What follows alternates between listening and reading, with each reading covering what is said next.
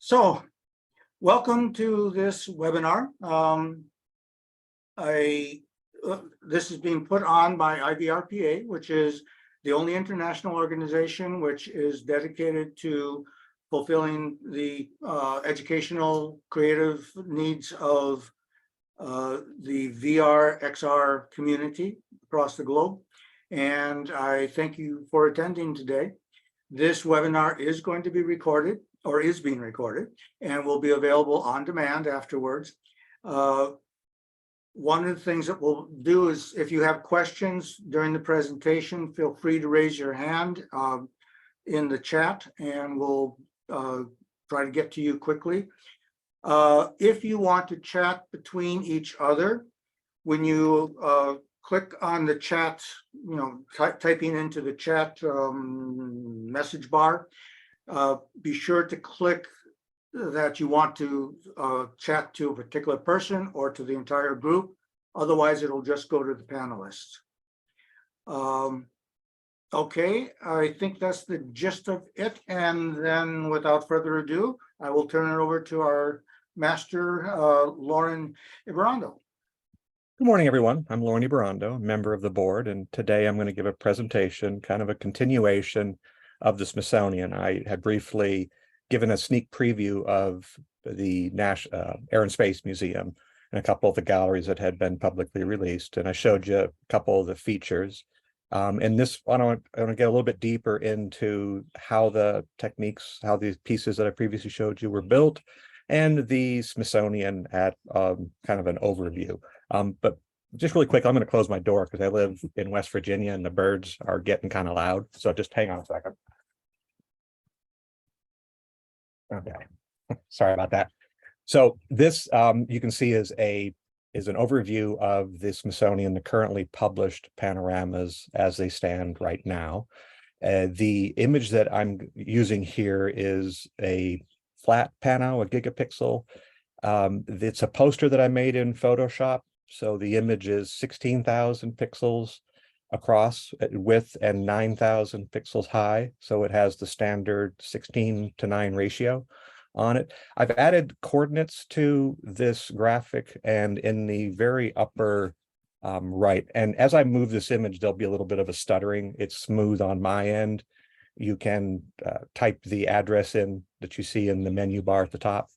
But if you're interested in how this is being made, if you have worked with flat panoramas before, get a little bit stumped on the changes in scale and things like that, if you type in this address right here, you'll download the XML that is used to create this image. And so you'll see I have the starts of interactivity on it.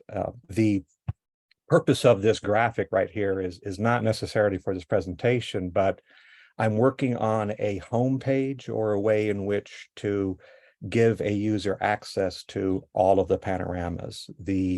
You're seeing major tours here. The largest one is the permanent tour of the Natural History Museum. Combined with that is the deep time, which comes much later and is populated with a tremendous amount of information, and I'll show that in just a second. Underneath that, still connected to the natural history, is tours. So each of these names is an individual tour. Some of them are small, some of them are bare, some of them are populated with rather rich media, like the Written in Bone and Cypress. They were photographed in 2011, 2013, respectively, and a lot of extra media was placed in them. They're still available. And I'm going to quickly click on one of these. Here's one of the older ones from 2008, and it's an exhibit called Soil. There was 2 panoramas. If you click on it, it pulls up a light box. In this case, I'm using Fancy Box, which is a nice one. You'll see that implementation in the code if you download the interface. So the way in which I've created, and so here is a panorama.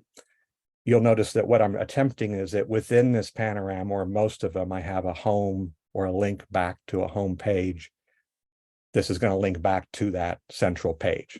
So, and the reason that it's spread out like this is that I'm trying to come up with how, as I transition or start to support headsets and in true VR, how do I give you an index of things for you to go places, because the carousels and certainly a list, they don't work in a VR environment. So can I have this image where you can zoom in and out?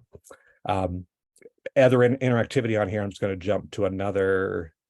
Let's jump to past universe. Well, over here is a series in the upper left is exhibits that most people have never seen. They're of other facilities. One that's really I think is pretty fascinating is the Museum Support Center. It's in Suitland, Maryland. The Smithsonian, their holdings are so large that it's a fraction of what you see is actually all that they have. And one of their largest storage facilities is this Suitland, and they have all of these specimens. I'll zoom in a little bit more, but again, it'll stutter on you. And I'm just going to pull up one little cute thing that happened. This is in all of the panoramas that I've shot, and I've shot thousands at the Smithsonian over the years. I think there's around 300 or plus that are currently published, but this is the only one of a person in it, and it was in a lab. They were just wanting to do some inventory of lab spaces. And before I went in to shoot, they said one of the researchers does not want to participate in this VR project. So he's just going to stay there. And so this is the lone person. And I, had to kind of take multiple shots of him and paint him so he wasn't blurry because he was moving. It was fine. That's just like, you have to do stuff like that. But there was another panorama. I thought this was kind of cute, is they have a clean room in the same lab spaces. This is the meteorite room. As meteors are brought from space or other places, they come through the Smithsonian because that's where the experts are for geologic and mineralogy and things like that. And this is the room in which you can see all the gloves. This is the room in which they handle these items. And then here's a clean room. And I thought this was kind of funny, is this should be the only reflection of me. I was dressed up and I just missed it. And in production, I was going to go ahead and clean it up, but I figured, hey, the other guy was in there, so I'll stay in there as well. So that's just something the Smithsonian doesn't know that. I've never told them that. So there's a secret for you. When I show Hey, Loren, yeah. Just a quick suggestion. If you could copy the address and put it into where this all is and put it into the chat, and then Sure. Anyone who has 2 screens or whatever can follow along if they wish to. Okay. I can only, it looks like I can only, same problem we had last time. I can only send it to the host and panelists. So I'm going to go ahead and drop that into the chat and then see if you guys can figure out how to get it to people. I want to quickly just cover, I get a lot of questions on the photography equipment. Oh, sorry, I'm still within the window. I get a lot of questions. Again, it's going to stutter. Sorry about that. I'm going to zoom in really quickly here. I get a lot of questions on the equipment, the lenses. That's one of the more common questions I get. And I try to tell people that's not one of the more critical questions, because Sony, Nikon camera gear, they take the same pictures. They're fairly accurate. I did, however, I wanted to list the equipment. It's evolved over the years, but this is what I'm currently using, kind of a tried and true system. And I'll just talk to some of the philosophical stuff. I've listed the actual equipment, but again, these can be swapped out and there may even be better. I mean, these are expensive stuff, so you tend to stick with them. The tripod, one of the things that I found over the years is I like to use a heavy locking dolly. I don't like the legs free floating. This is I'll take images, I'll run them through PT GUI and look at what the stitching errors are, and then I'll go redo it again with this. And so when I say that this has worked better for me, I mean that I've gotten better stitching results by doing this. I have very heavy pano head. I'm using a D850 and a Tamron lens. I've found that the coatings, the anti-flare, reflection coatings on the Tamron lenses was greatly, noticeably superior to the Nikon's 14-24. I used to shoot with the 14-24 at 14, but in museums or places like that, you tend to have to shoot straight up into the ceiling. So you get horrendous lens flares, and this Tamron lens is much better. One of the things that I'll do is take the time when I'm at a place if I'm always shooting bracketed shots in RAW, but work out the focus, in the room, look at things close to me and then far away and find that correct focal plane and I usually shoot at an f8 that I'm exposing everything. And once I find that, and it may take a while, and on a photo shoot, I may, put a couple hours on the front end of it to just practice to get all the exposures and everything right. You tape the lens down, and that's pretty standard. Something, I don't know if a lot of people do this, but I get thin gasket material, automotive gasket material, and I'll put it in between the joints. Especially I'm using, I didn't mention the leveling head in here. You don't really need the level panoramas in a high-speed production. I don't level them. I shoot them all cockeyed, and then, I can fix them later. But I've noticed that that heavy leveling base underneath the camera, I just get better stitching results with it. Mirror up, shooting raw, self-timer. I've used over the years wireless and corded triggers. You just end up messing up, or your hand gets the 6-second self-timer has been the best for me. Usually at an ISO of around 100, like I said, f8, and I usually shoot 5 to 9 bracketed shots, one stop apart. And you see the shutter speeds, kind of the general range. Indoors, I'm about 1/10 to 1/40th. Outdoors, 250 to 800. It depends. Now, I did want to talk about something that I find sometimes a lot of people don't know, and I'm going to switch now to a Photoshop and just briefly explain the concept of raw processing.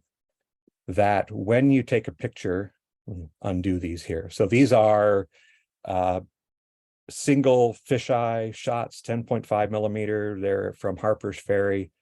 And what I'm going to show you, though, is that when you take a picture with a camera, you're collecting voltage and data. You have to convert that back into a picture. And whether you're using Nikon, Sony, or Canon equipment, other programs or other companies like Adobe and others, they're not provided all of the information that they need. So they take a guess at how to reconstruct the image from that data. So there is differences in how they reconstruct the image. And so what you're going to see here is the same 3 shots. One just opened with Adobe, right? So a raw NEF opened with Adobe, processed with Camera Raw 15.4, and then just exported out as a TIFF. And then on top of that, I place the same image processed with the Nikon NX Studio software. The same occurs with Canon and Sony as well. I'm just going to click on, I'll zoom in a little bit so you can see a little bit of the detail. And this isn't necessarily saying that one is better. There are also multiple other programs called like Camera One and other things. Just note that there's a noticeable difference. So I'm clicking, that's the Nikon view. I'll click it off and you'll see the Canon again. So there's a definite difference in the image. Here's the next one where it's a shot of like a construction project kind of a thing. And again, clicking on a Nikon, you'll see click it off. So that's Canon. Sorry, that's Nikon, Adobe. Last one is just I'm inside of a room, and this is a case where maybe the Adobe is a little bit better. I've got this, you can see behind here, I've got some darkish areas. The Nikon is rendering it a little bit darker. So just paying attention to that, how you process that image is important. Get rid of that and go back to this. The other thing I wanted to talk about just really quickly is I wanted to provide the analytics for this. I think that would, it's obviously very important to people. I couldn't get those in time. Getting an analytics from a client is a little more of a formal process. I'll eventually get them, but as a backup, and I think it's kind of a backup or practice. When I've gotten VR rigs like a Theta Z or a Insta360 or something like that, I'll go to a project that I'm intending to do and I'll walk around and take the shots. This is one that I did in 2018. And I've placed these up on Google Maps, and you get, this is what you're seeing here. The view is from my Google Trusted Photographer. I think it's now Google Local Travel Guide or whatever it is, or Local Guide, but it shows you the numbers of the times that these are used. They're not the same as analytics, but you can get some indications of areas or things that people are interested in. And I've done this for all the Smithsonians. I have data from, if you go and you look at Google Maps at a lot of the Smithsonians, you'll see some of these panoramas that I've placed in there, and you get data from them. The other thing I want to go to now is, so back to here. I'm trying not to move this around too much because I know it shutters, but in this is kind of a graphic showing the photography editing processing process for it. I've been talking about the bracketed shots in the upper right here. And this is from a naval museum where you've got, really hot window and then some dark stuff underneath the cabinets. You can see that they're one shot apart. They're brought into here. Once I get them stitched and put together, in this example, it's showing, this is from years ago, it's showing the standard nodal cap, right? If you got the tripod in the way, and a lot of times you just throw some nodal cap over it because it's been a pain. But one of the things you always got to be playing around or watching is, advancement in new equipment. And if you haven't played with Adobe, the new Adobe beta, it's 24.7, and it has a new generative fill. It's in addition to the content aware fill, and it's a game changer for me. On this graph, if you go to this address, I added some extra functionality in here.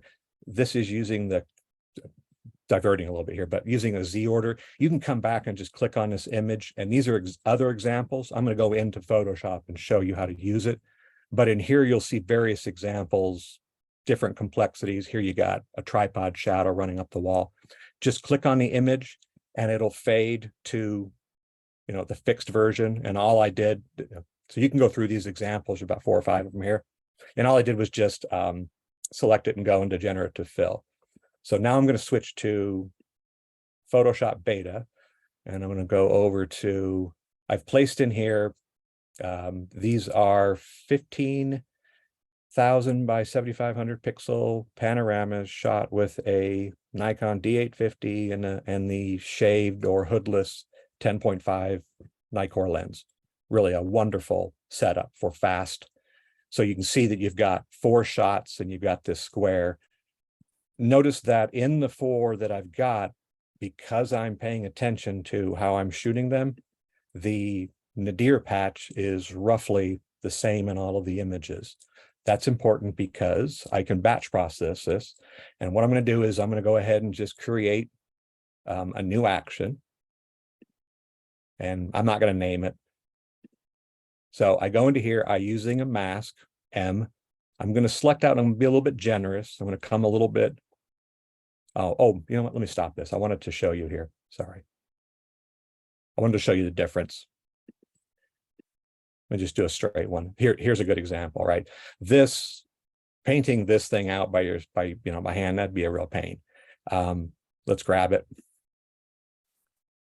Just know I won't go back and do the action. Just know that what I'm doing can be created as an action. And if you are shooting in a consistent manner, then this can be batch processed your entire shoot that day. You can go through and do this to all of the images. So here, not using generative fill, let's go under and use content aware fill. So this is what's available to you in the standard. And I'm going to go ahead and I guess I could, be a little bit specific and paint. I don't want it to recreate that, right? But let's just let it do the rest of it. Hit return. You can see not a good job. It's just it's extending things down into it. It's not picking up. So I'm going to hit Control Z. Now you'll notice on this version, this window pops up. Let me hop back to Photoshop.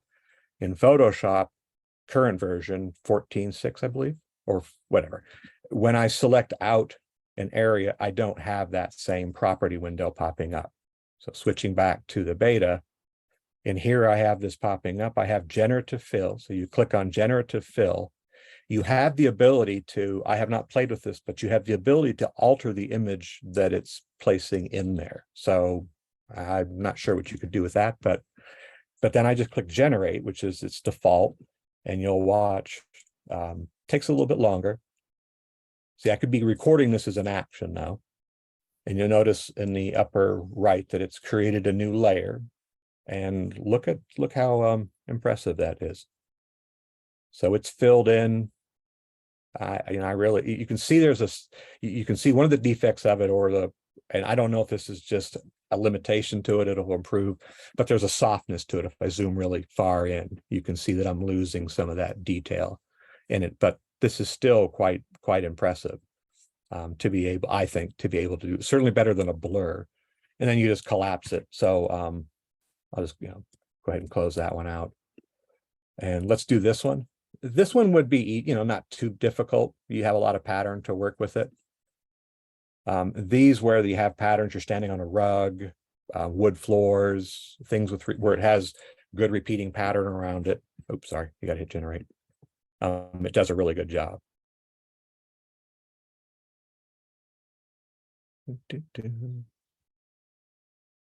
See, again, you can pick out a little bit of that it's not putting in that granularity, that real fine detail. It's that I would imagine that's, some level of detail in the algorithm itself.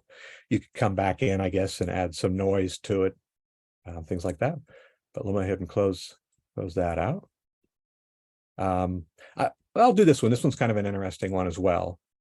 And I'll show you the difference again between content aware and things. So I'll zoom in here and do content aware fill.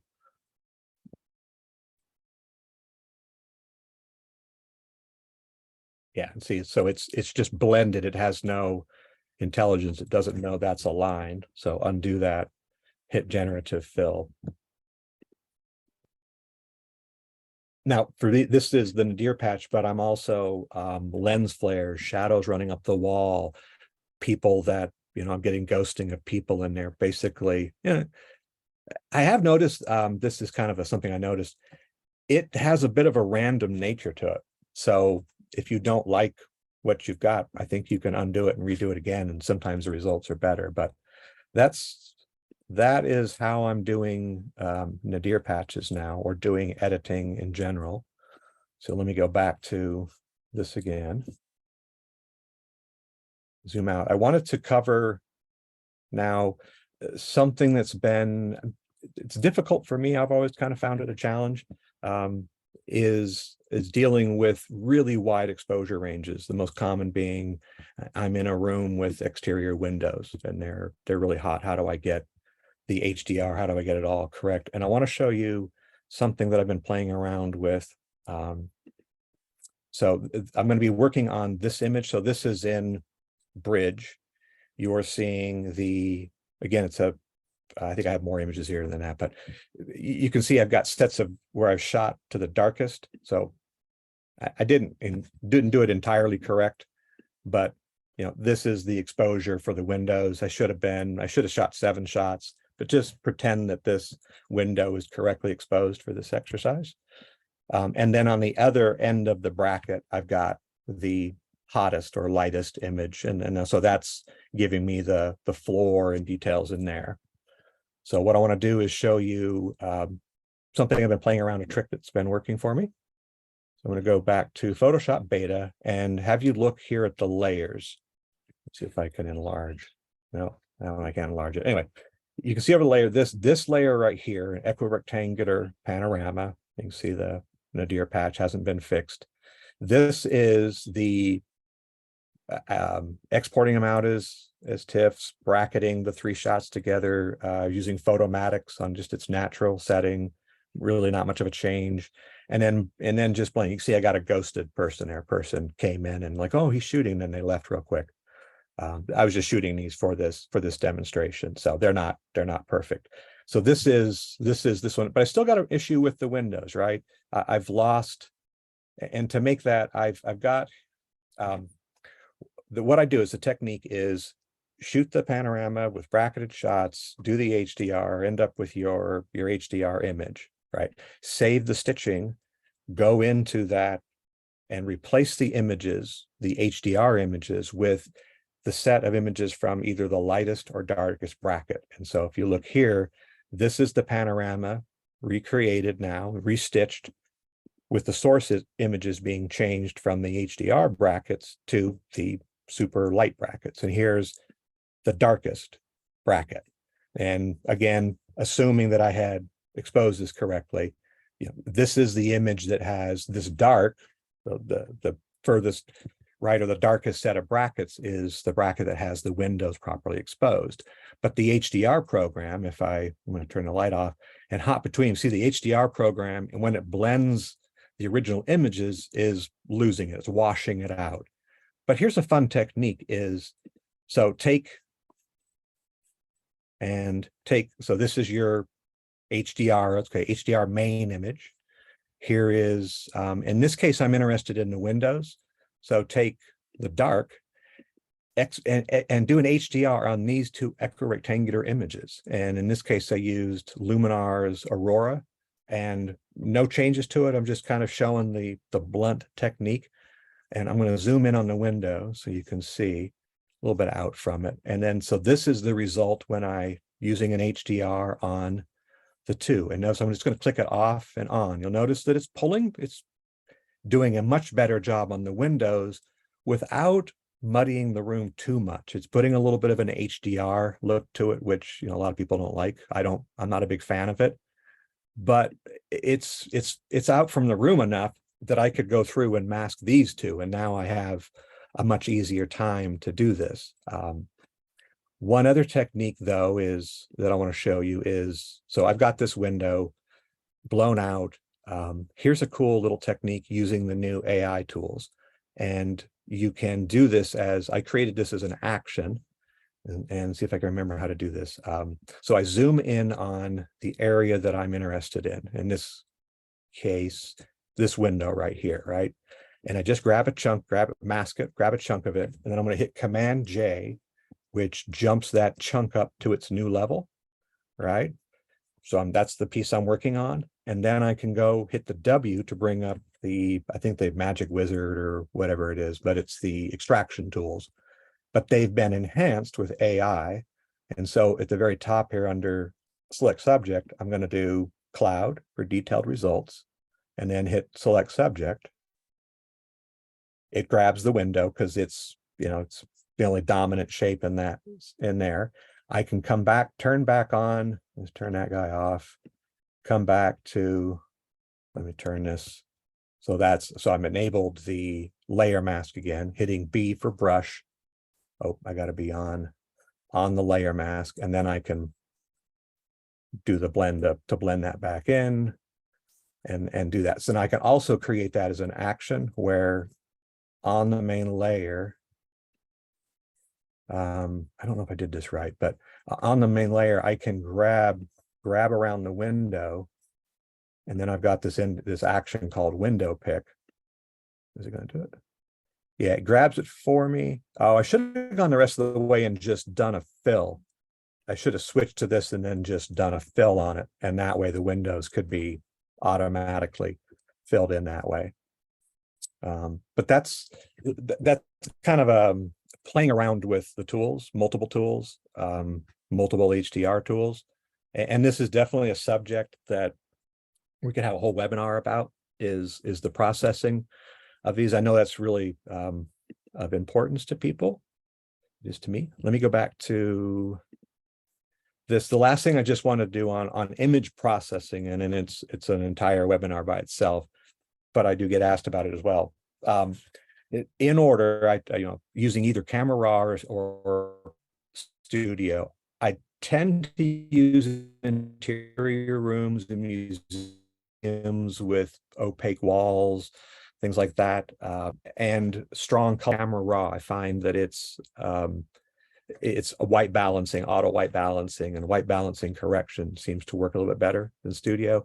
If I'm taking stills or I'm dealing with really intricate patterns, dioramas where there's a whole bunch of detail and fine hair, I'll typically do the Studio, typically open it with the Nikon software. I have this out of order actually, a denoise or sharpen or whatever at the very end. I've been playing around with using Topaz denoise on equirectangular image. That is not an application of it. It creates a seam for you. Same thing with playing around with the Skylum tools. Luminar. I find some of the enhancements, some of the color cast removal tools are really cool. I like them, but they're not made for 360 images. So I end up with banding or seaming. So sometimes when I'm shooting, I'll arrange it rather than the item of interest being in front of me. I'll make sure that the scene that I'm going to end up with, which will appear in the up, the back, and the down image, right? It's a scene that'll go all the way around, that's going to fall across a nice opaque wall. So I can go ahead and use my favorite image processing tools, knowing that I'm going to end up with an ugly seam, and just load up the, the 3 images that seam will appear in, and just using, a stamp tool or a blend tool, you just erase the line or add in enough. The human eye picks up that line as quick as can be. It doesn't take much to break that line up to where you don't see it anymore. And that's kind of, but we can go into a whole, and I think I get a little bit unique on my processing. I think I have time to just, I'm going to show one last piece that's a kind of the experimental, and it's the very bottom. It's photogrammetry. It's, it's not experimental, but what I'm experimenting with is, can I, in a production setting, use the imagery? Can I actually create this type of a thing? And so what I'm pull up here is this demo here, and it just talks about what photogrammetry is. I'll do more just so if you're not familiar with these controls, that because this is now a true VR, you move out in the space by these controls, the WSD. So those are the controls I'm going to use, but it's going to be choppy. You can go to the address yourself and take a look at it. But this is a single panorama, kind of replicating a Matterport interface or environment. So here's my dollhouse, but this is a single panorama. It's the only faces that I bothered to build. And this was built in EverPano, an older version. It's a fun program. It's a lot of fun, but the control over the geometry that you need, this is something, it's a blender workflow to rebuild this. And I've been playing with that workflow, but I'm impressed with just, this simple image. Let's hop down into it. The cool part about it, again, it's going to stutter on you, so I recommend just I'll grab the address for you here. And I don't know if was anybody able to get the address in chat? Yeah, I put it in chat, but when I pull up the flat panorama, none of it is interactive. Well, almost done. The camera raw one is, but not any of the other links. So the image that would be the link to this demonstration is not a link. Oh. Okay, well, so you're not, the same link isn't popping this thing up? Well, I won't go too far into that. Yeah. So I just put in the chat the direct link to this one, and just the thing I wanted to show about this is that as I move closer to the image, you can see it stutters again, but you can see the quality that I've got, and I'm gonna now drop down to the floor and then move into the corner, just kind of approach the corner. So just playing around with photogrammetry and methods to take existing panoramas, and in an environment like this, it would work where you're, hop out of it, come back in, where you're just dealing with planar images. It's effective. It's easy enough to do. You can see that here you got this bench, but if I move forward, because the bench isn't built as geometry, it just starts to stretch on me. And of course, if I go down to the floor, there, the bench isn't there. But that's where I wanted to end with. Let me put this link again.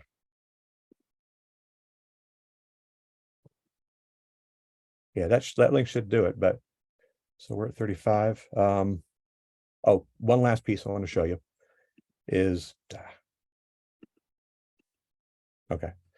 this is an older piece, but it's a interactive K-12 educational piece built on virtual reality technologies. I have the hotspot in the wrong place, so I'm going to click on it here, but it's built with various techniques of virtual reality, but it doesn't come off as a virtual tour.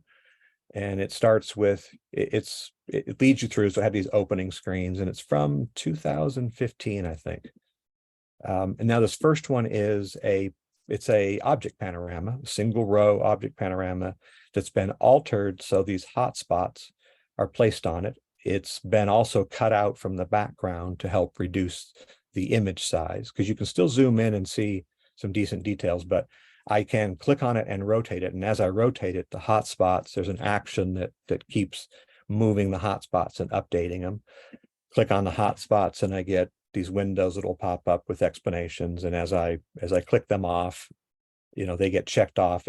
This could be set up so until you click through all of these, you don't get to the next button.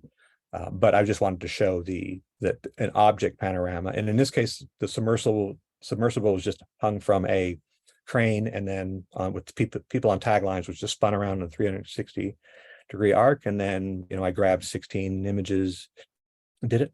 The next feature though is this is kind of a neat one where this is a pole panorama, so you're up on a nice high pole, a 4-shot panorama, so you can zoom around and see the space. But what's done here is they load the submersible with this crane, and you have the ability to, let me move this zoom window out of the way. Have the ability to step through a sequence. So you're still in a panorama. I'm clicking the launch button and I go forward. I'm still within the panorama, so I'm just using a pinned image. It's got a mask on it and stuff. And I can back up, so I can go through backwards and forwards through this sequence, and you could add text to it and things like that, but kind of a neat little way of just having stacks of images and buttons that move you through them. The other one here is this board. And again, I've disabled it, but you would have the student go through and they would click on all of these items. And as they checked off, they would get eventually this dive, they would be ready to dive. And what this is just images, distorted hotspots. The image has been, the background capture, things like that are turned off, so it's not interactive. And I'm able to blend the image, the alpha of the image on. So when I click the dive button, you'll notice in the portal and in these windows, the monitors, that they slowly change over to give you the effect that you've now dived. And you have the ability to, you're embedding YouTube videos and things like this. Venus Taurus. And this was a thing about teaching kids about lionfish, the invasive species that lionfish are. So, but it's a piece you can take a look at, and it's kind of an interesting way in which object, interior panoramas, exterior panoramas are all being used together. And that's kind of where I want to end on, and kind of open it up for any questions people have. And you can delve into any of these subjects. While people are formulating questions, I'm just going to mention that as far as a leveling head, I really like the Benro ball heads that I was working with for video. So you can actually buy just the ball base. And I found that it's a quick twist, and that loosens it. You get it in position, twist it shut, and it's in level position for you. So for me, it worked way faster than the 3, what would you call it? Well, I mean, Dials or the type that you had, where you are twisting individual controls underneath the base. So I found that it increased my workflow dramatically on location, how quickly I could level things. Have you played around with how important it is to level? Because when you're in stitching, are you choosing vertical control points? I typically it automatically levels in PT GUI. Automatically levels for you. Do you find that reliable enough? Sometimes I find doors and things like that go a little bit skewy. Absolutely. So I prefer to have it leveled to begin with. And especially if you're shooting street view, where speed of production is critical. Just to have things starting out level helps the production a lot. Yeah, I agree with the street view. It's about the speed of the production and how fast you can do them. So lots of batch processing. Any of the things that I was showing in Photoshop, take the time to set them up as actions. So whenever you can. And I don't know how the conversion between cubic and equirectangular formats. I'll show you my desktop here. I typically use, I use it so much. It's the KR Pano sphere to cube. A little tool that comes with it. I love this one. It couldn't be simple. It couldn't be simpler than just, let me go ahead and grab. Let's see. I can't remember if I had one. I was going to show you, but you just drop it. It detects. You either drop 6 cubic faces on it, and it outputs an equirectangular TIFF, just staying in TIFF, or drop a spherical or equirectangular image on it, and it outputs the 6 cubic faces. I do editing in cubic faces where possible, because you're dealing with straight lines, and I deal with the processing in equirectangular. And I've been playing, I don't know if people have played around with Affinity, their version of Photoshop, but its VR editing features are a little bit more advanced. You can load the image up, switch to a VR mode, and like the seam I was telling you about, instead of loading 3 cubic faces, you need a little bit more powerful machine to do it, but you can load the entire equirectangular, pan around to where you see the seam, and just take a paint tool, and they have their version of a content aware, and just swipe the line, and it just corrects it. So let's see, we've got some questions. Yeah, questions, please. Anybody? Let's see. Okay, we can get it. You know what? I'm just going to open everybody up to talk. Just unmute your microphone if you want to ask a question. Actually, it doesn't even have to be about this presentation if there's anything anyone wants to discuss. I have a question from Lawrence. It's a good one on how do you get this work, and I think we'll definitely have a webinar on that one. We talked about that. I think being aware of because of COVID, I think there's an emerging interest in VR. A lot of people are dabbling in it, thinking about it. So definitely pay attention to the federal contract announcements. Both the Smithsonian was a announced project, so, and that's Fed Biz Ops, or I think it might be sam.gov now, and you go on there, you can search. You can also search local. One area that we had talked about of interest is art exhibits. There's a lot of money or grants that go out for various art projects, and VR has a very powerful empathy feature to it, and this might be a little bit more relevant to 360 video, but I've definitely seen some projects, and I haven't gotten one yet, but I've put in for some projects with VR that are a little bit political in nature, or they would be an art grant, and people in 360 video are familiar with some of the really powerful pieces, the one of the Syrian refugee, and they have grant money that comes with those. I also think I've always felt that the Google Street View is a viable thing. It's just Google doesn't market it at all. But I'm starting to printing out some business cards and going to wedding events, places that would be interested in a VR, and not trying to sell them on a big VR tour. Somewhere in between the real estate where, it's like $10 for, on up to something like enterprise. There's a market in between restaurants, nightclubs, event spaces, where because when you take the Google panoramas and you put it on a Google map listing, that increases their search results in Google by 40%. It's kind of this self-licking ice cream cone thing. There's a pitch in there because you're pitching VR to a person that is needing to market. So it's not a sunk cost. The virtual tours, I think, is kind of hard to sell to people. Selling them on an immersive image to their Google map listing that increases their, that's another area I think that's possible.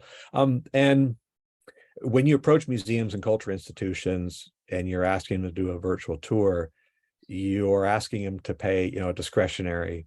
It's pretty tough. It's not in their budget. Showing them work sometimes can do it. I've gone in, done panoramas of a place, posted them on Google Maps, let the traffic drive it up, and then go back in and show them, hey, look, would you rather have these images under your, by owner? And sometimes that's worked. But any ideas from other board members or other people on how? I'd be curious. How do you make more money at this? It's just like any other selling. You can target the prospective clients that you have. Let's say there's a brewery that puts on tours for people all the time. Well, those are only the people who can be physically there. So if they have a virtual tour, then the effectiveness of the tour spreads out to whoever can reach them anywhere from around the world. So it's a marketing thing like that. It used to be I would go in and show to advertising agencies, and every single time I would get somebody who would say, oh my God, I've never seen anything like this. And I would say, now, isn't that exactly the response that you would want to get from people viewing your clients' content? And they said, yeah, but we have no idea how we could use it because it's so different. This was years ago, but so I think it's really just like any kind of commercial photography promotion. One of the things is to add value to it. If it's just a virtual tour, it wears off pretty quickly. I want to show you something. I'm going to go ahead and click the bar here. So within the Deep Time tour, I had mentioned it's not technically connected to their database, but I was able to convert the database, all the fossils and videos. This is, you can see the search bar. Let me drop this into the chat as well. This is a built-in list of all of the resources. I got too much stuff on my window.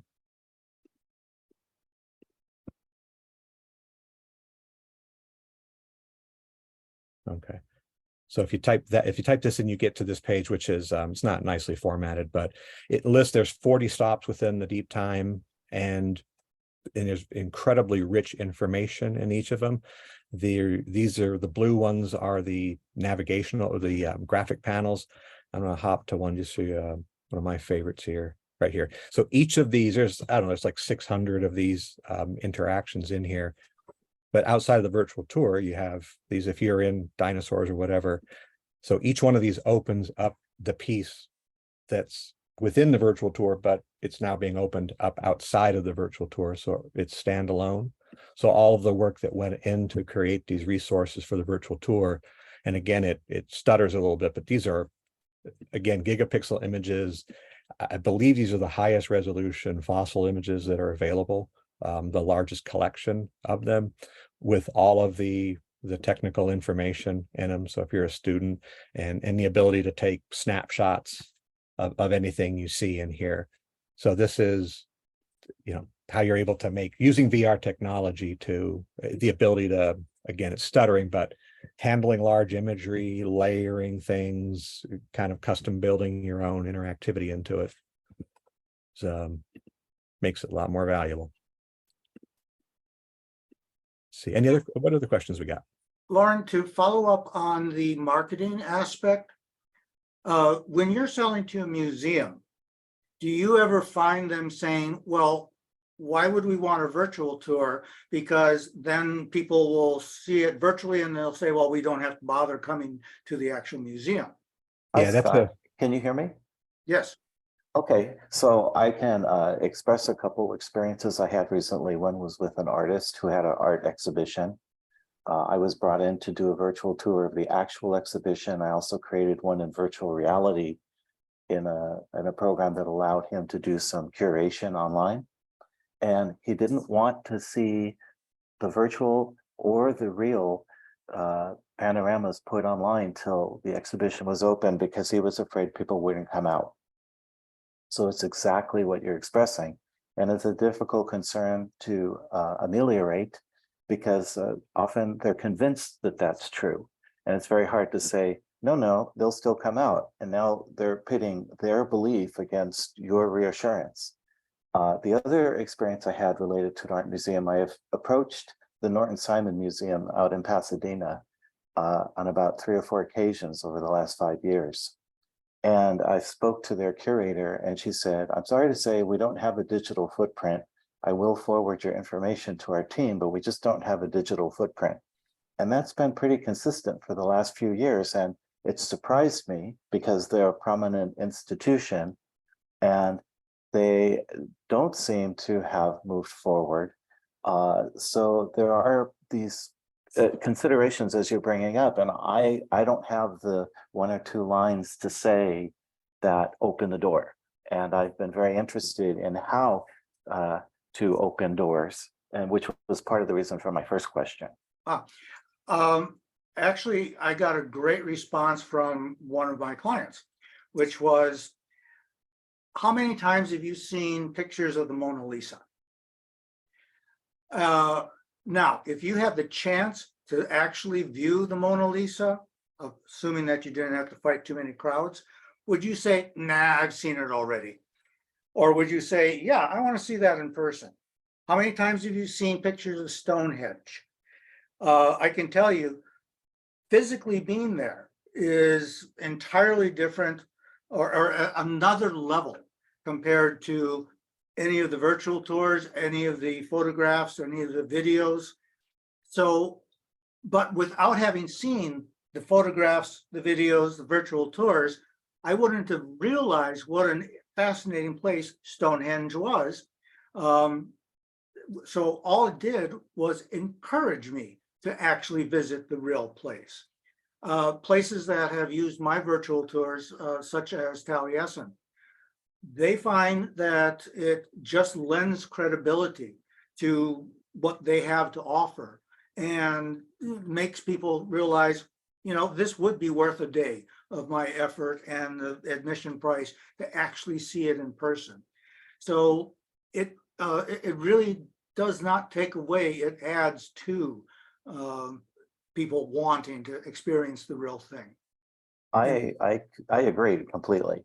And I think what would help us as professionals in this field is if there were resources we could point the decision makers to and say, look, don't just take my word for it.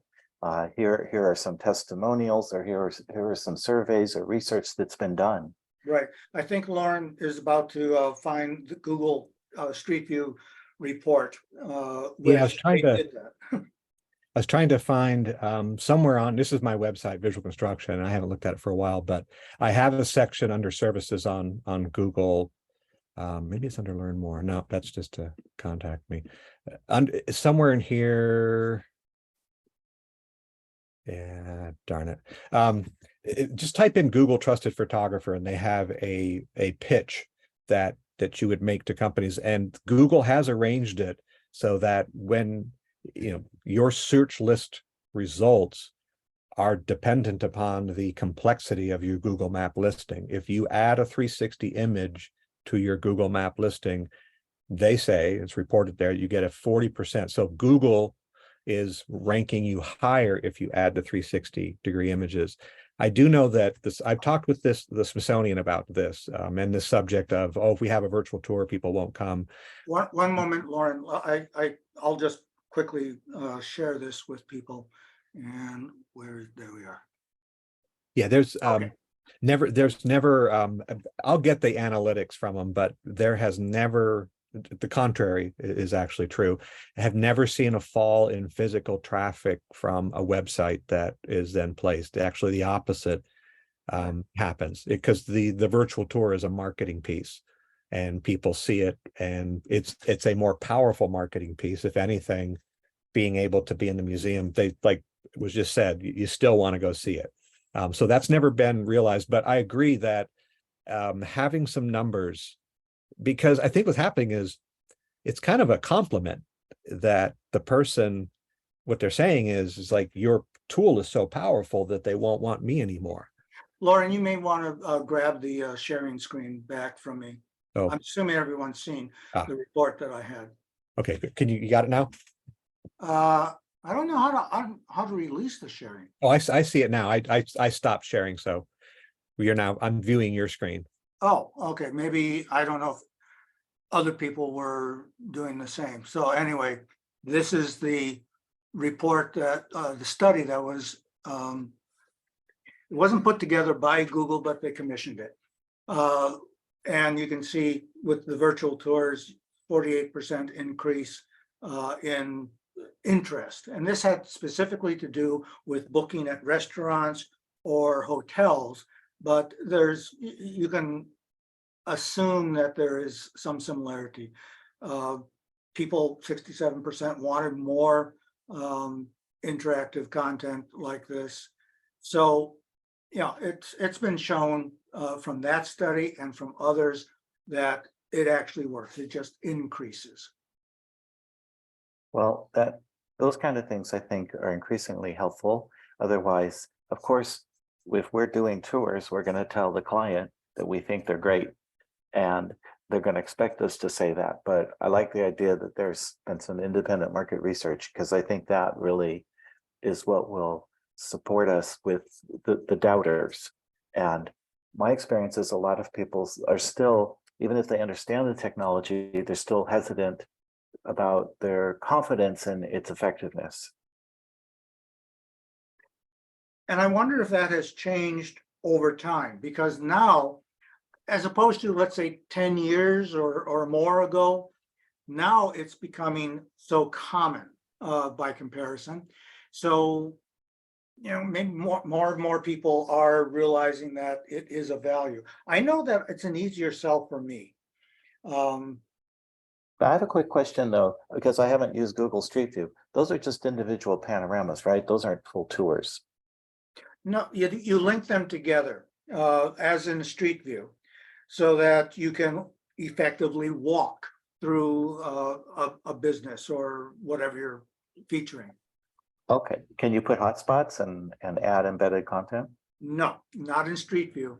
But Okay. for instance, I'm talking with a client right now where they want the Street View presence because that will increase their traffic from Google search. But then we can use the same images to produce what I call a custom web tour, where we can add all of that kind of content. Can the Street View link to another site where you have a full-fledged tour? Not exactly. However, on the within Google search, of course, they have the link to the website. So that takes you to the website, and then on the website, they can view the virtual tour. I understand.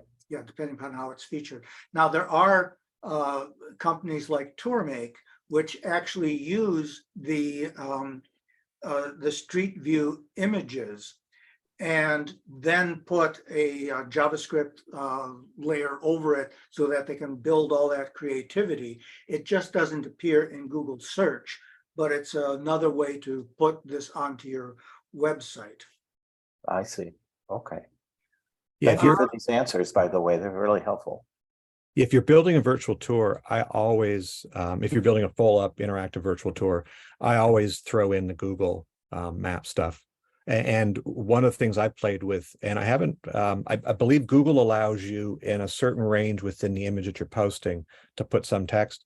I was trying to look it up, but I did a TSA tour for TSA, and within the panoramas, I created a second set where I have a QR code down at the nadir patch, and the QR code on the Google Maps listing links to the virtual tour.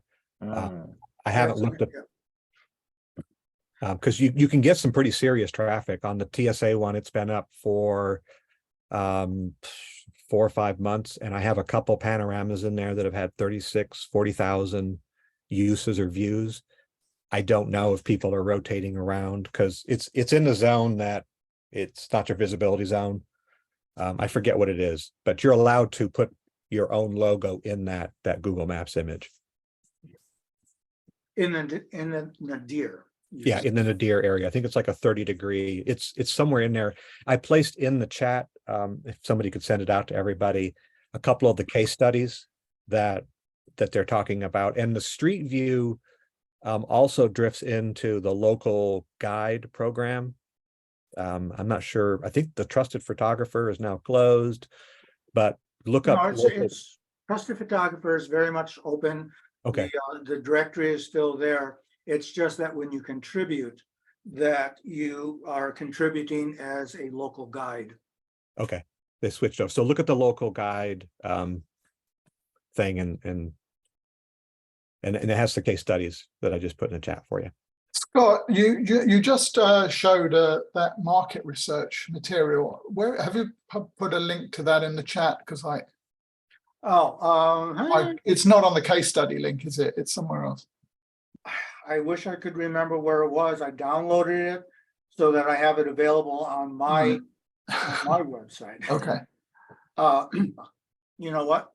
I'd be happy to give a link to that to everybody. Okay. I hope these are showing up in the chat when I drop the links in there. So you can just go to my website there, pull it, actually download the PDF, and then use it for your own needs. Great. Yeah, that's there. Thanks.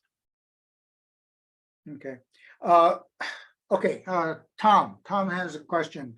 Oh, you weren't allowed there. Go ahead, Tom. Yeah, you can talk. Hi there, everyone. Yeah, I've put something into the question and answering, and really I just want to point out some of the stuff that's happening in the UK.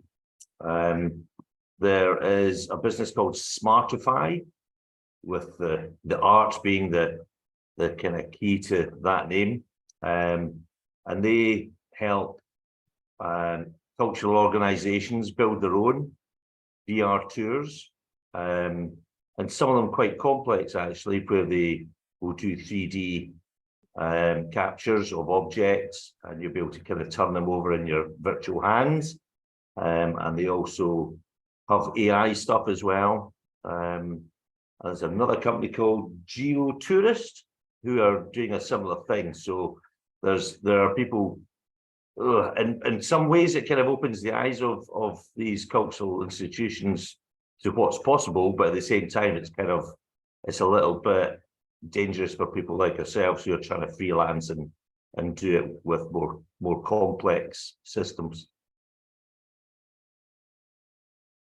One thing that I think might help is I've had difficulty with smaller clients. The idea of pulling a virtual reality and putting it on their server, or having to, it seems like some of the clients I deal with, they've got an IT phobia. They don't like the idea of getting it more complex. It's like they've just got it working.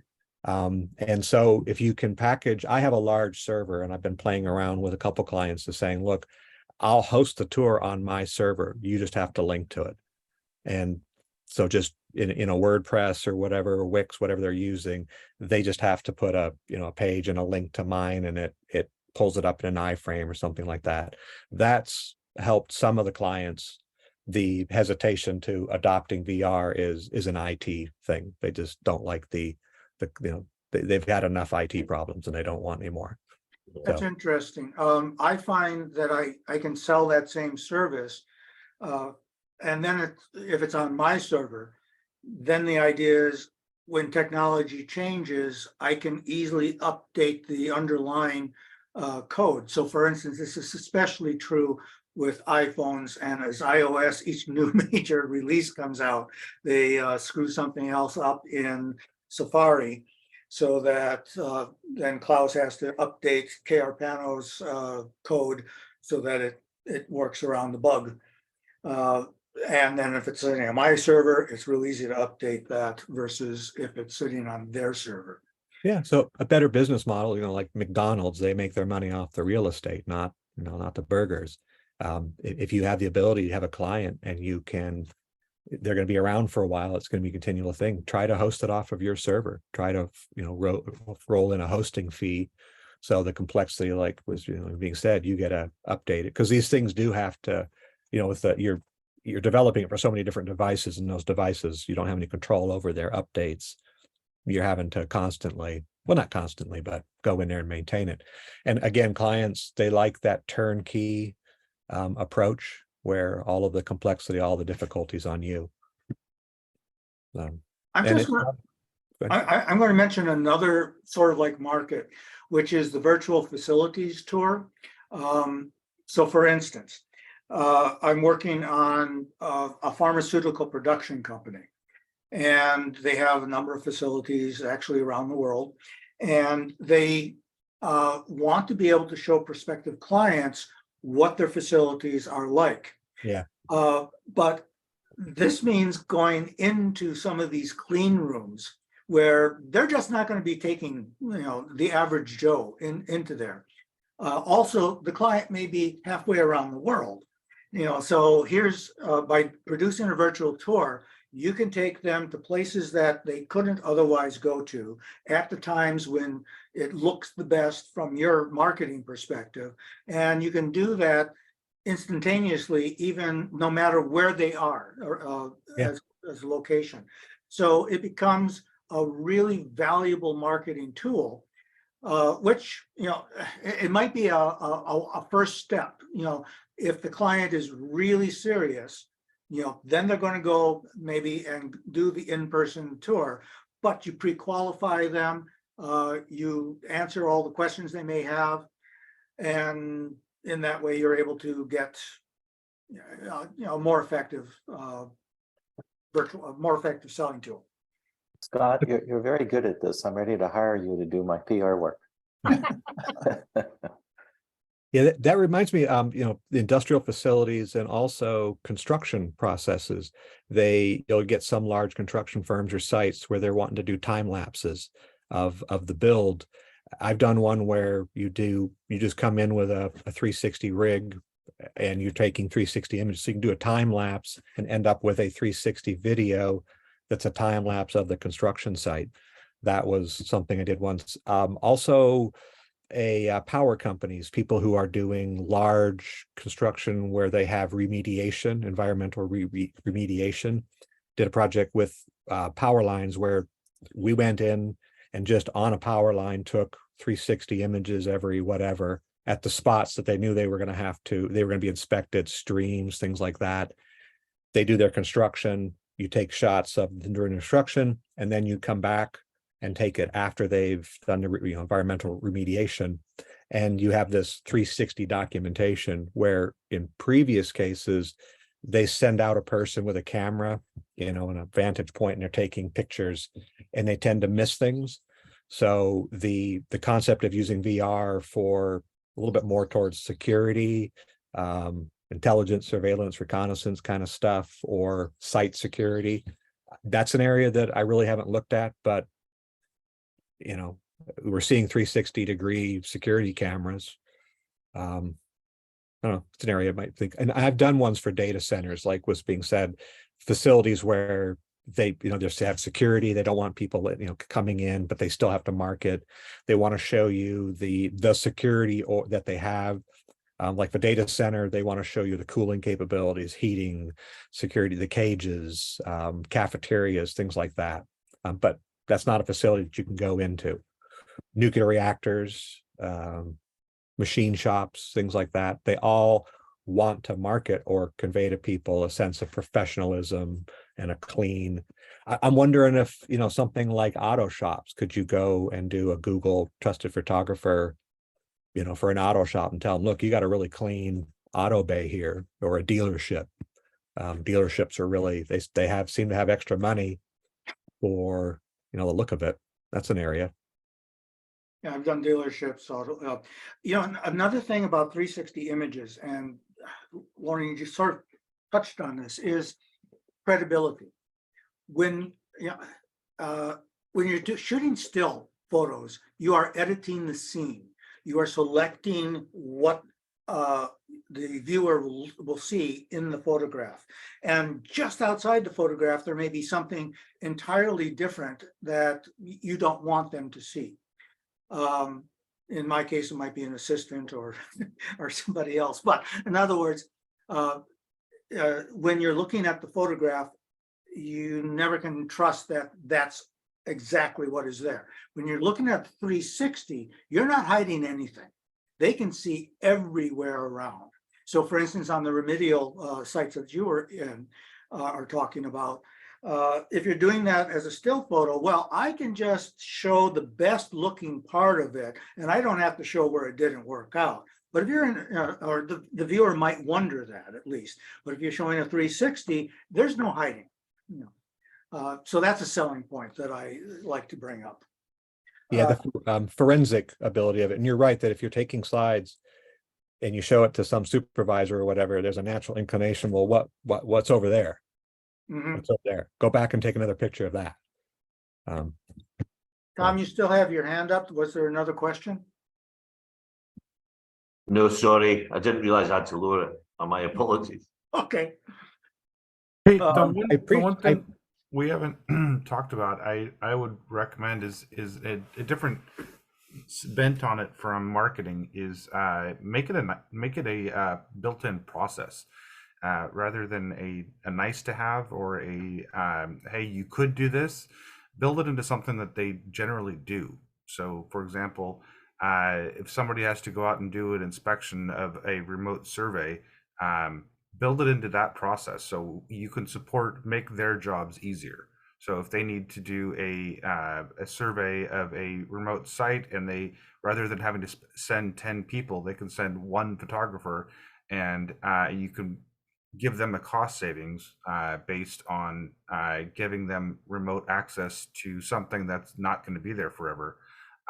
You build it into something that they need to do rather than you could do this sort of mentality. It's a harder way to think about it because the onus is on the photographer to understand their process, but it's all about the relationship. So if you can build a relationship with a team or a company that has a defined set of processes like industrial manufacturing or aerospace or house building and things like that, where you have a process that you always go through to do the same thing, and you can provide a service that allows them to support their process easier, you've got a shoe in, especially if you can build it into how they deliver their products. Well said. Yeah. Selling better, easier, faster is much easier than selling, well, let me explain what this is to you. Oh, and that's a good example of they, a lot of companies have site investigations or accident, investigators, and they send them out with a standard, snap camera, and they end up with sending them back out again or some questions about it.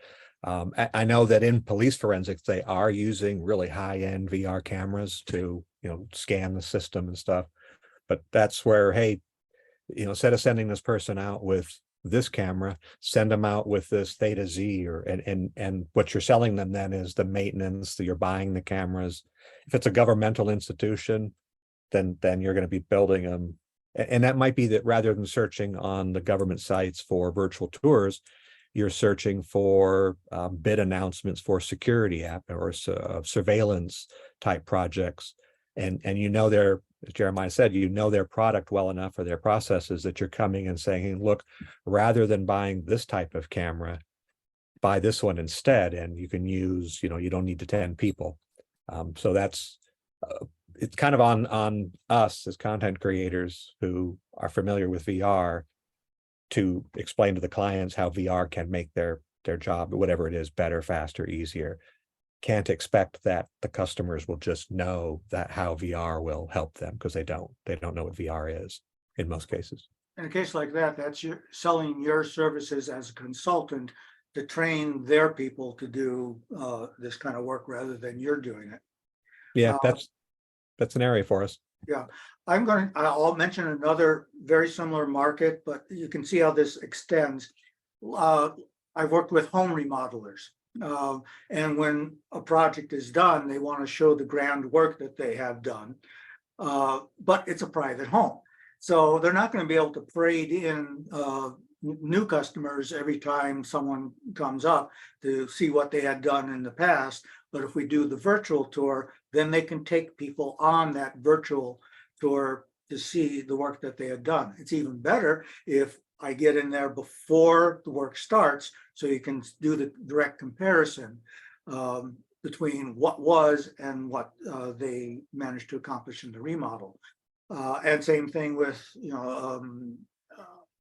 developers of large industrial buildings, et cetera. It's the same thing of being able to show to their customers very easily what was the result of what they had done.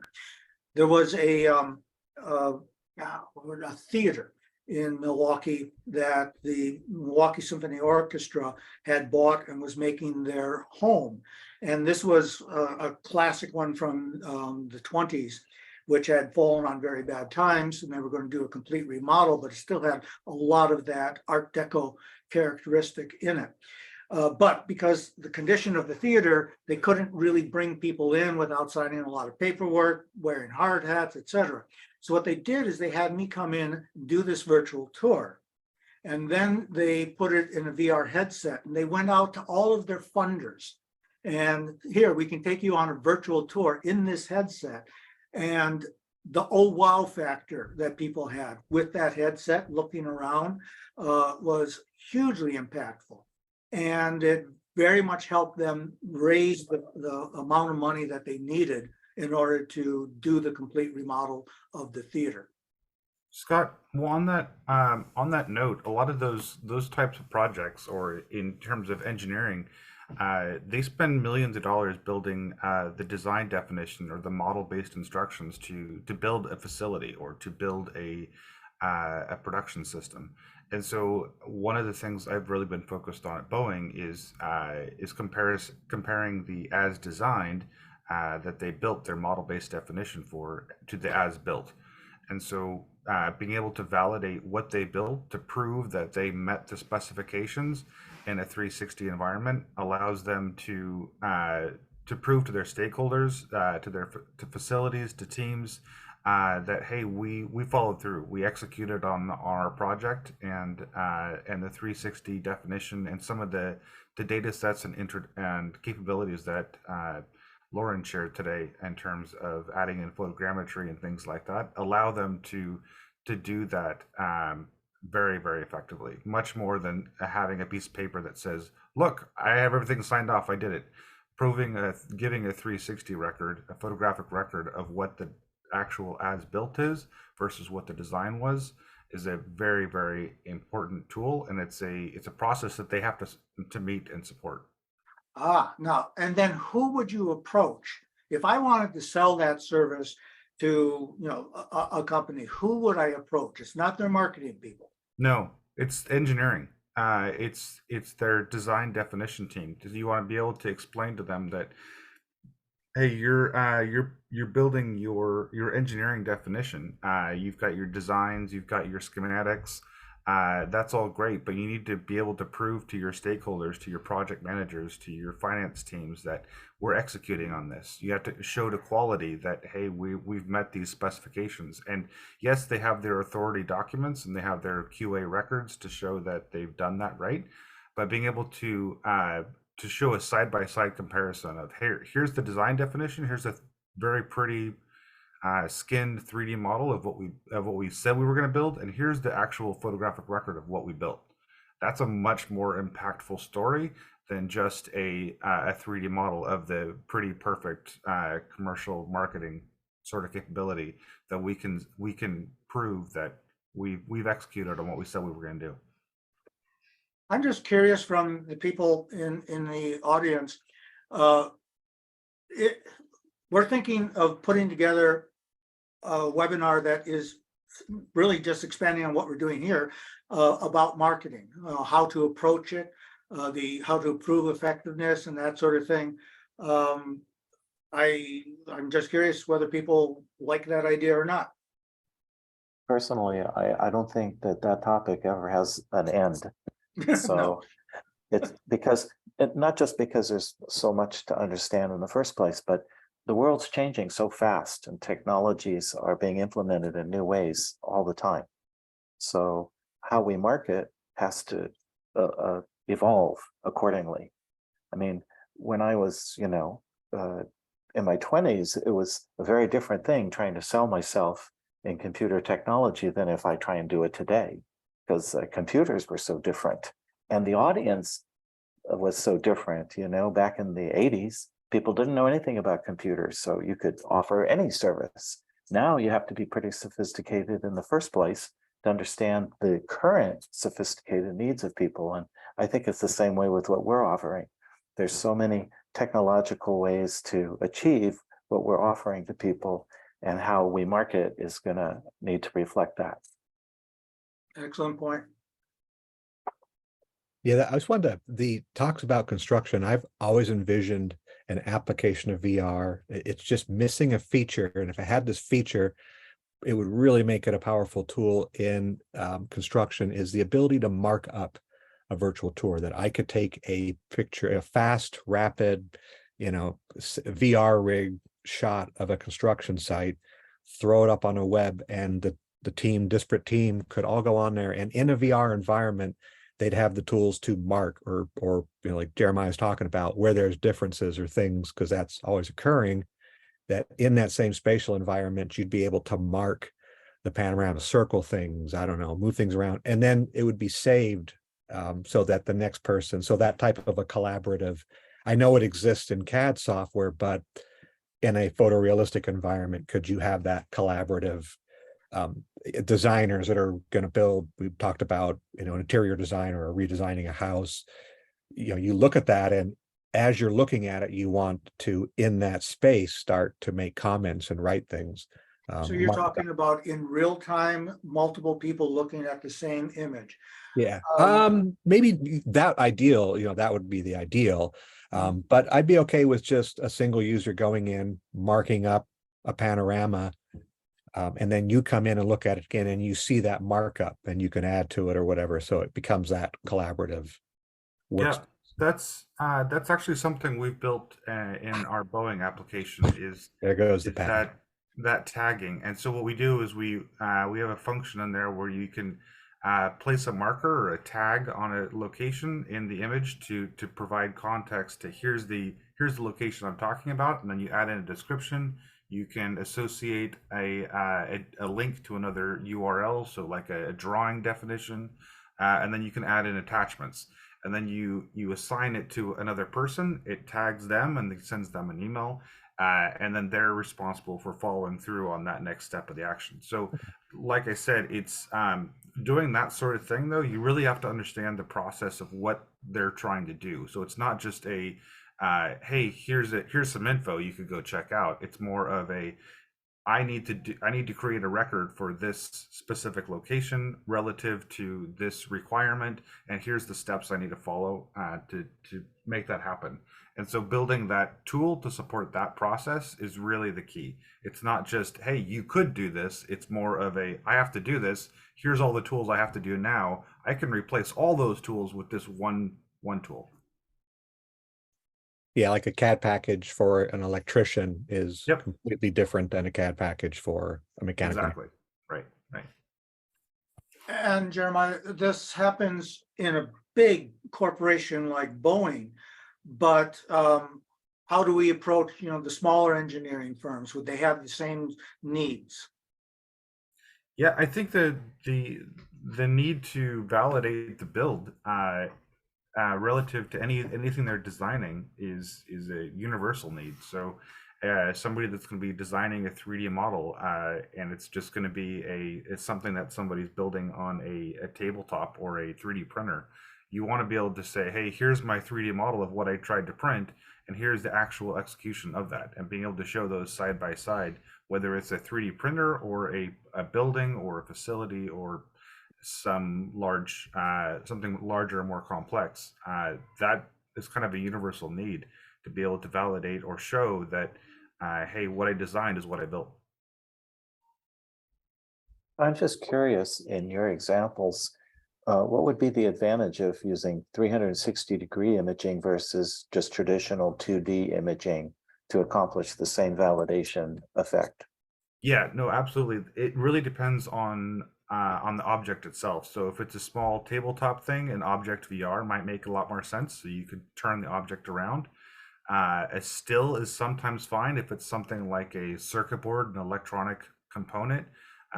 Things like abilities to provide things like focus stacking or crazy high resolution where you can check solder joints or provide traceability as far as circuitry, things like that.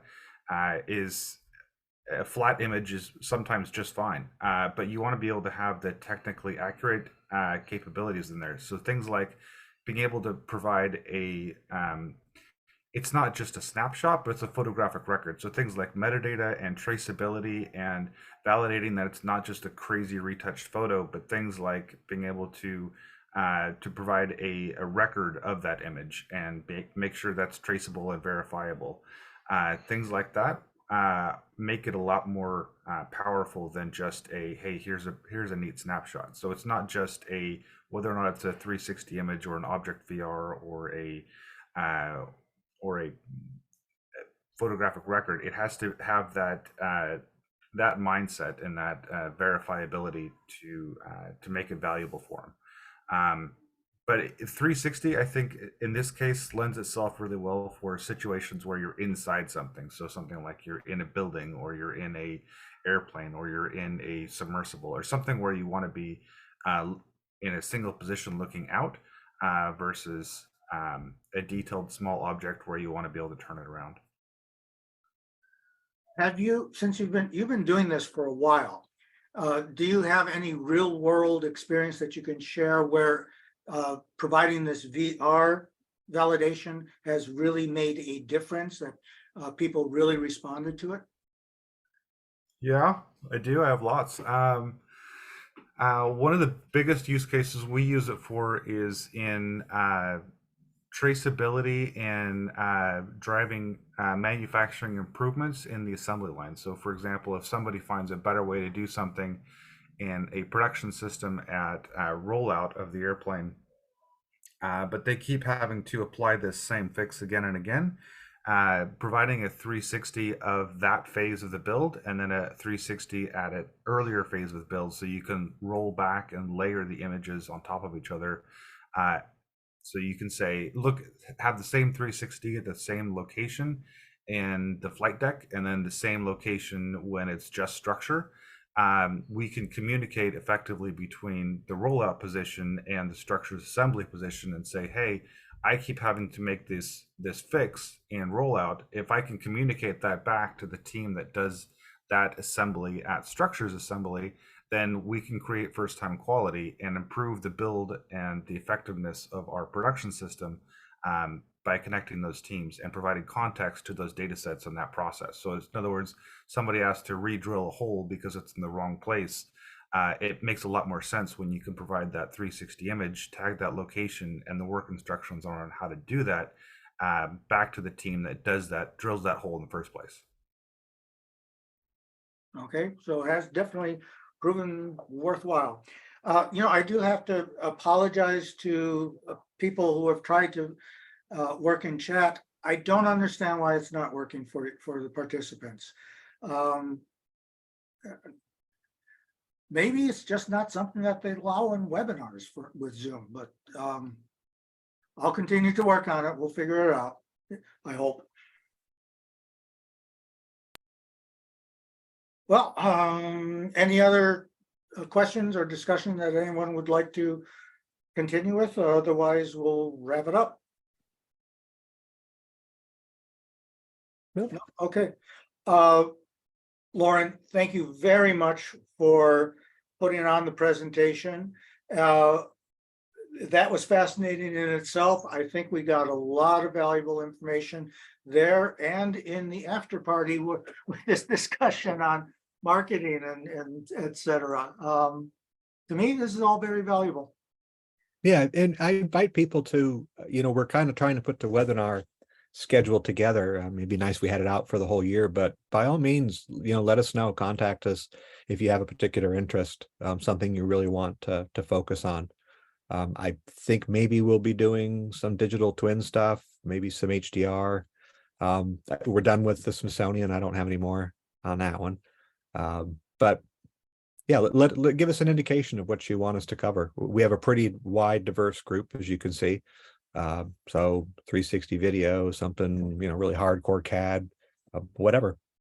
It's a pretty broad field, pretty exciting too. It's kind of fun I enjoy working in it, and hopefully we can get a lot more people to participate in these things, because I think everybody has their own little tricks, their own little tips, and I know that I learn vastly from other people. I really miss the conferences and the stuff that we used to have, because that's where you sit down and see another person doing the same thing and you really just advance. So my pleasure to help spread the knowledge. Okay, and if you want to suggest something, you can very easily send it to info@IVRPA. That will then be seen by all the board members, or BOD@IVRPA. That'll be seen by all the board members. And we'll continue making worthwhile presentations. Thank you all for attending.